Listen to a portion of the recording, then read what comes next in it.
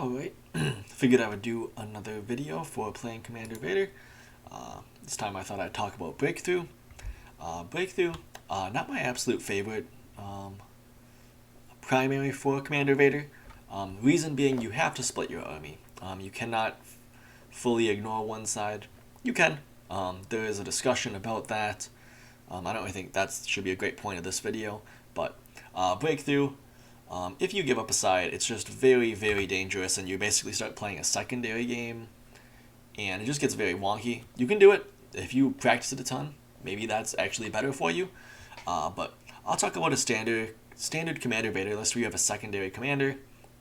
So you will just assume you can split your army to both sides.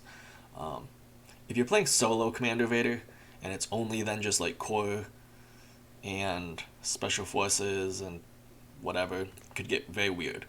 But let's assume you have a secondary commander, but of course that's going to be a much weaker side. So wherever Vader goes is going to be your strong side. Pretty safe to assume Vader is going to not infiltrate. It's really not necessary. Your surges are probably going to be more valuable in this case because you can pretty much just walk there.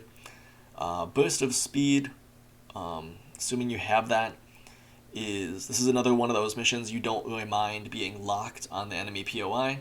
So burning burst of speed turn 2 to get on and start doing damage, totally reasonable. Commander Vader, this is one where your Courage Bubble is not going to help the other side very much. You can think of, say, if Commander Vader starts over on this, like we'll say the far side over here, he double moves up somewhere around here, turn 1, so he can attack the enemy POI over here. When he gets here, his range 4, or 3 if you have it, Courage Bubble, is not going to be helpful to this side of the fight, really. So, something to keep in mind, unlike a lot of primaries, Commander Vader will not be helping with his Courage Bubble the opposite side of the map, logically. So, I think the sooner you can know, this is probably one that you just have to practice a lot, to be honest. You probably have to just practice splitting your army to learn how much support Vader needs. Because ideally, in my opinion, is you put just enough so that Vader can win his side handedly, but then try to put as much as you can on the other side, because the other side is what's going to need help. The other side without Vader is your weak side. So, is 5 Stormtroopers and Krennic going to hold off a strong assault? No. But it might do a lot of damage, and it might make it hard for them to secure for a while. I guess the sooner you can start securing their side, the safer you'll feel once they start taking it on your weak side. Say if you can secure theirs turn 2, but it takes till turn 3 for them, that's something.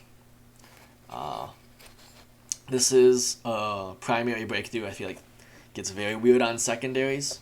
Some secondaries can become complete non-issues. Say if you have Destroy Enemy Base, where you're going to put that preferably on the side where Vader's going to be, because that's your strong side and you can defend your base. Really, it's going to come down to matching the enemy's deployment. Putting self-sufficient units on the other side can also be helpful.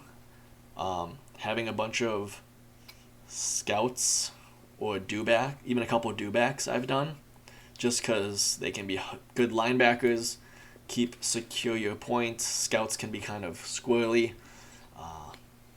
Again, not an easy primary for Commander Vader, but it can definitely be done. Just needs a lot of practice, and I hope that was helpful enough.